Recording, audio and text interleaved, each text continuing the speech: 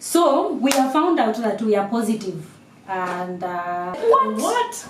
You have COVID, and she actually left. We are 5 members of the family. By the way, we discovered that COVID is very expensive to manage.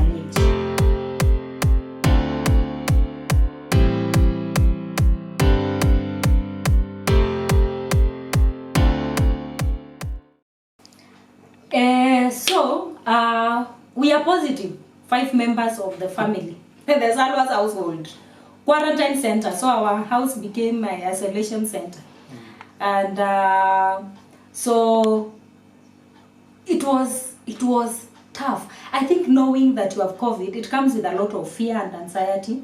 So this was a very tough moment for us as a family. For me, let me speak for myself. I don't know about you. You are stronger. So for me, Manze, I started looking at my children and thinking, oh, my children will be orphans. And then news, this number of people have died, now young people are dying. You know, it's not like when you hear the young people have the advantage of age. Now, COVID wave 3, the third wave is clearing everybody. So it was tough for me. I thought sometimes I would look at someone and think, this guy is going to die. And you'll be a widow.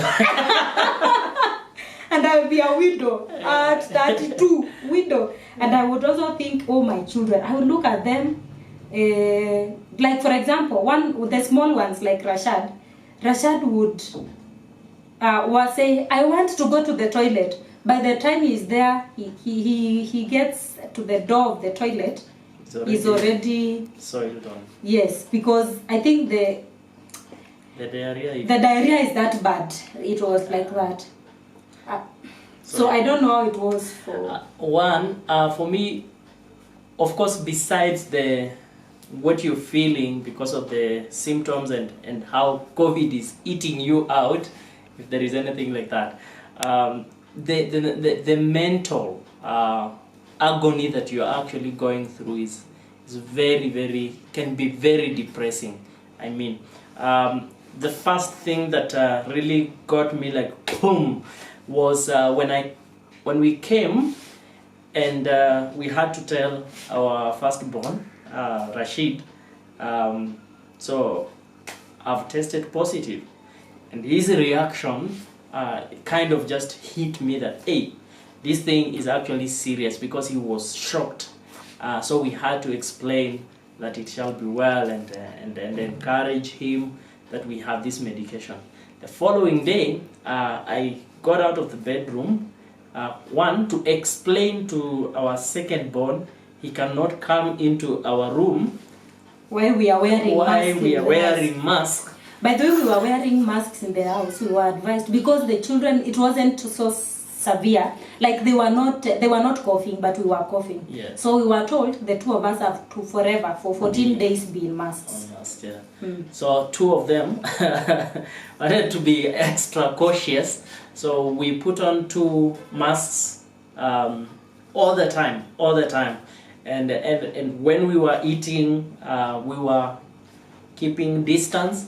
So that was, but most agonizing for me was just going to sleep, and in my mind I'm thinking, will I wake up tomorrow? Maybe tomorrow I'm not going to wake up. What happens to my wife? What happens to my children? Actually, the first 2 nights we slept on this water to go on a mask. That thing is terrible. And then we remembered, if anything, we are both positive. Positive. Tupa uko mbali. Only when we are coming where the children are. So I even started thinking, who knows the road that goes home, you know? like in case I don't wake up, who can actually find direction to... By the way, what you are not telling people is, in this whole journey, we were sick, both of us, with symptoms, but he was more beaten. COVID is not a friend of men. But even statistically, more men have died from COVID, more men have been infected by COVID. So this thing doesn't joke.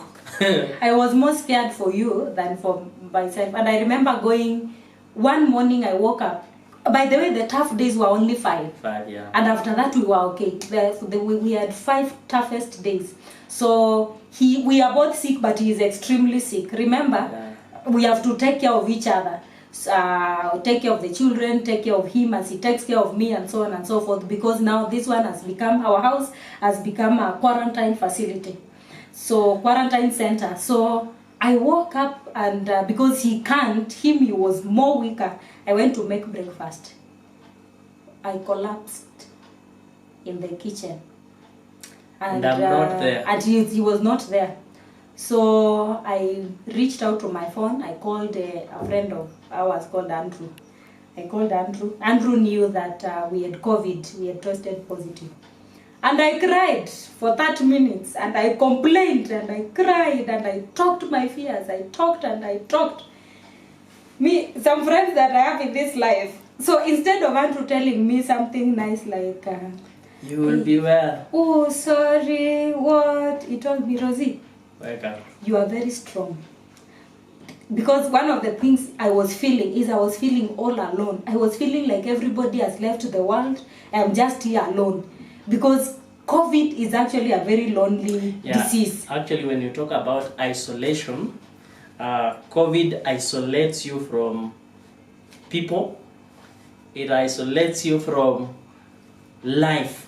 You know, the things that you find joy in doing, the motions of life that you're used to. It just pulls you out of that and you can no longer do it. It even isolates you mentally, because now ordinarily you have had plans like tomorrow or next week I will do A, B, C, D. And so your mind has all these figured out and the things that you will actually engage in. Maybe you have schoolwork that you're thinking about. You have work, your normal employment. You have plans for the family and all these things that you are constantly thinking about. But when COVID comes, it just pulls you out of all that because you are no longer thinking about investment.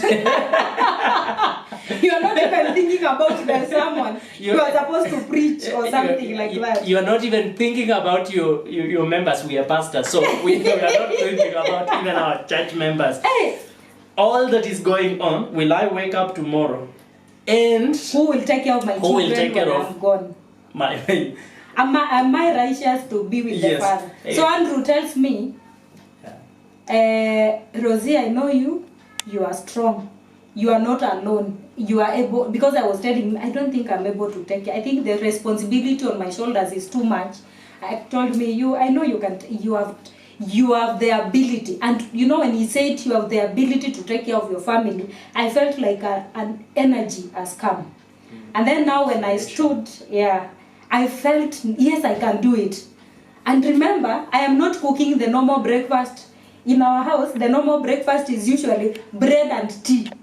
Yeah. That is the normal breakfast. But now COVID has taught us bread, tea, banana.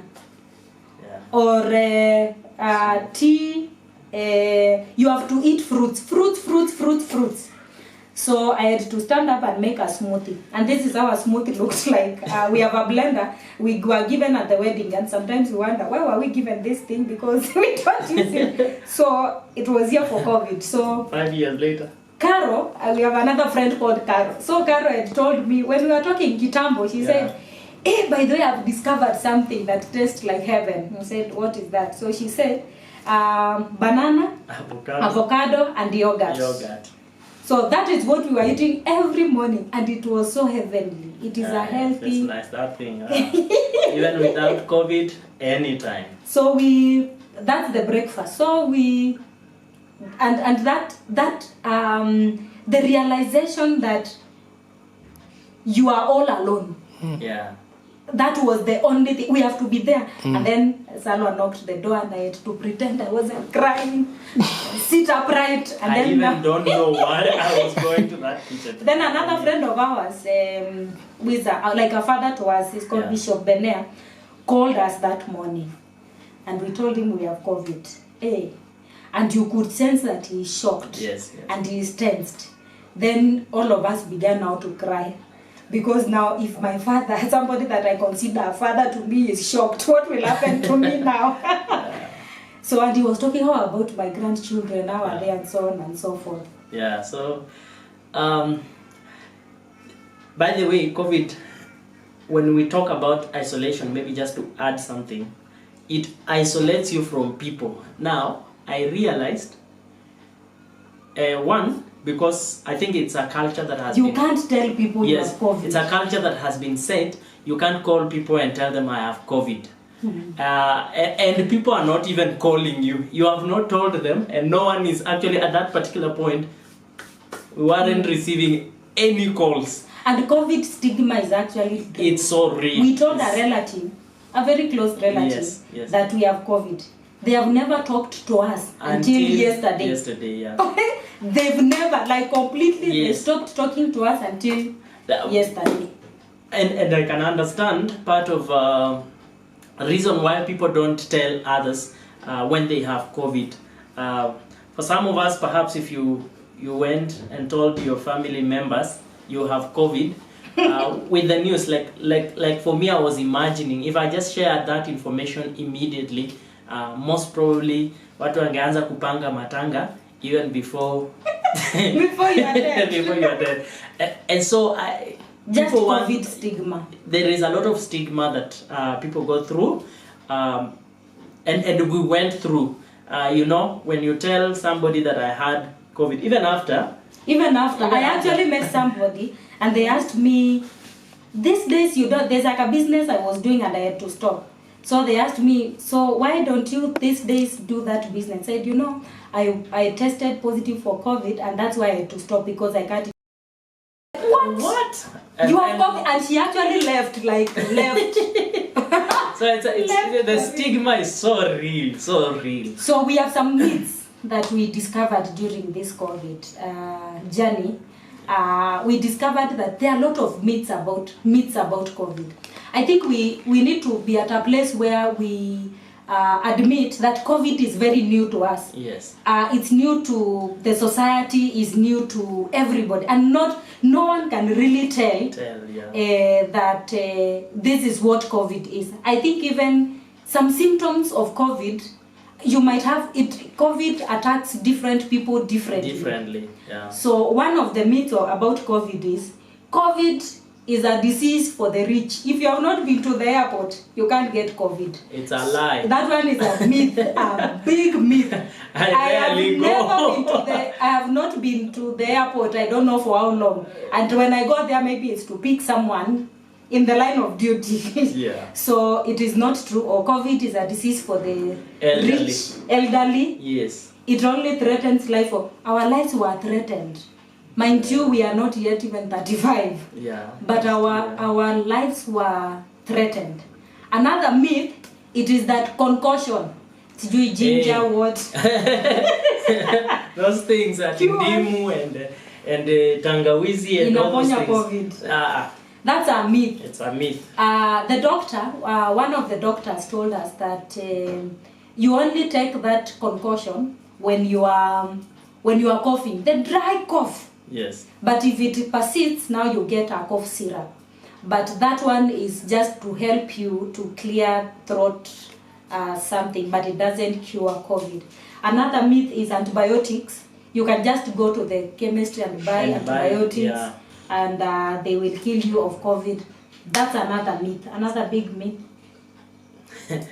There's one that I think I made up for myself. Is that people believe that COVID is spread through phone calls. I mean, it can't. You can't get COVID because of... You called somebody who has COVID and so you... No. Yeah. So, again, apart from the myths as well... How we overcame.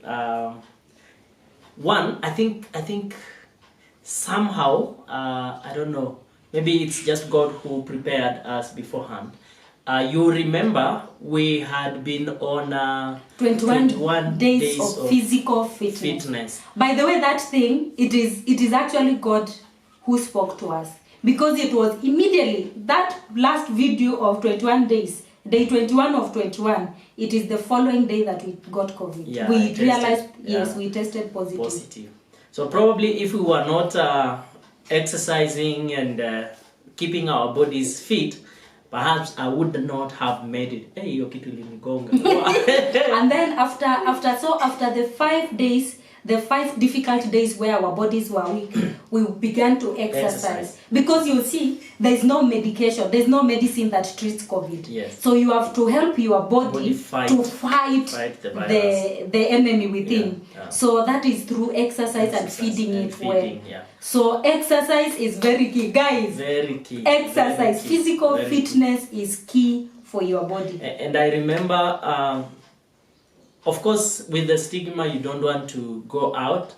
It's a moral responsibility not to mix with people. But staying in the house, for us, it was really a torture. So what we would do in effort to exercise our body and also just be in the sun, because where we live, if you are in the house, I don't know any house that there is sunshine inside. So we would actually sometimes just drive out and go to the bush somewhere. To the bush, someplace where there we are are no all people. alone. We are all on our own and sit there, picnic, and just try to make a moment of happiness for us as a family, so that life just keeps on. So I saw that we are not isolated completely yeah. Because it's a mental. I think for Tsalwa it was easier. For me it was very difficult. Being a sanguine, I want to be out there and jump. So it is, as long as you don't interact with people. Like I remember there's a forest somewhere where we live. So we drove and went and stayed there. If anything, we are all in quarantine. So we got out, went to the car, got into the car and left. So we would do that severally. We would carry oranges. I don't like oranges. Why? But that I had to take them because of vitamin C. So we would carry oranges and watermelon and some snacks. Just go stay there with the children so that the children are also not depressed. Yeah. I think the other thing that really helped us is the fact that we have existed in a community of Yes. people around us. At that particular time, yes, we are pastors, but we were not able to pray. We were not reading the Bible. I would say we purely depended on the prayers of others. So everyone who prayed for us, thank you so much. So I think one of the things that I've learned through this COVID is that because personally I wasn't able to read the Bible, and thank to the people that sent me Bible verses, but apparently I didn't read them because that time I wasn't able to read. I was not in that space of read the Bible or study the word and pray. I was not in that space. However, what I had been reading is what kept me.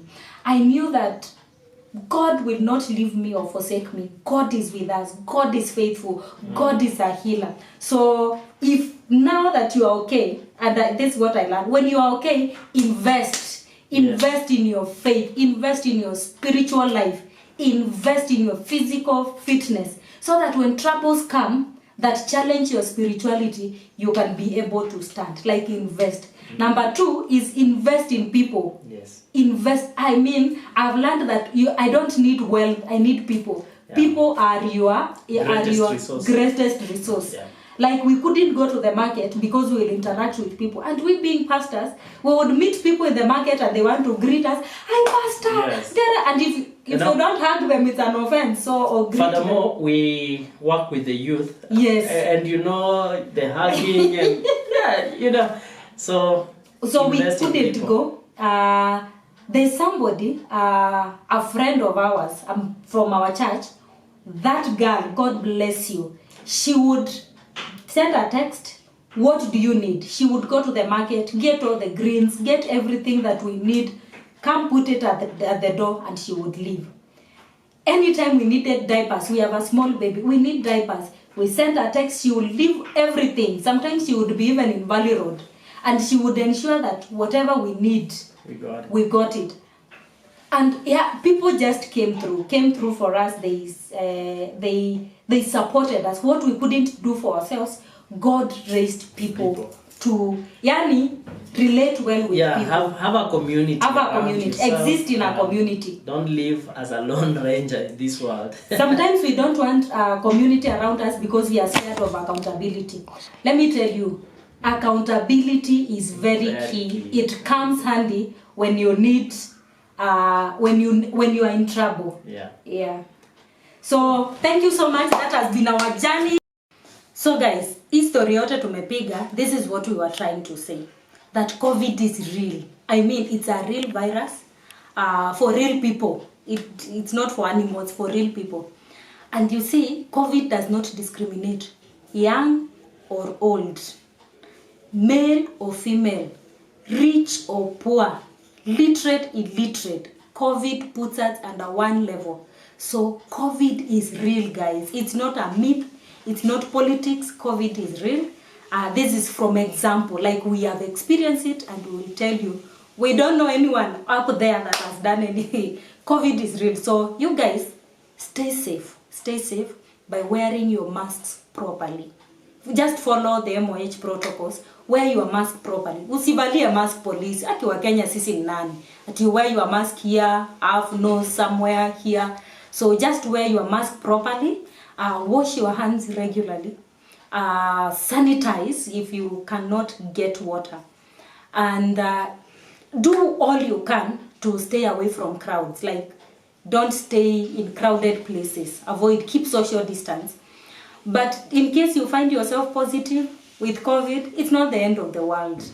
God is with you, especially for the believers. God is with you. God is with you. He will never leave you or forsake you. However, as an individual, you have a responsibility to get prepared. Please keep yourself physically fit. Exercise, manze. You can exercise. You don't have to go to the gym. Exercise. You can exercise from home. Like us guys, we exercise at home.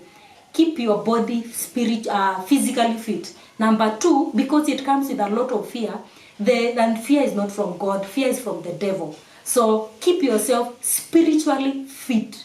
Spiritually fit, manze. At that point, you don't think about praying. You pray now. Like, pray now, because that time is coming when you'll not be able to pray. And then keep yourself socially fit. Interact with people, create community around you, create accountability. And it is difficult to be around people because people can be a nuisance. They will ask you difficult questions, they will annoy you, and so on and so forth. But when when hard times comes, it's when you know the value of community. Otherwise, thank you so much for watching these videos. Thank you for subscribing to our YouTube channel. This YouTube channel is identified as Tsalwa. We are about vulnerability, acceptance, and hope. Thank you so much. God bless you.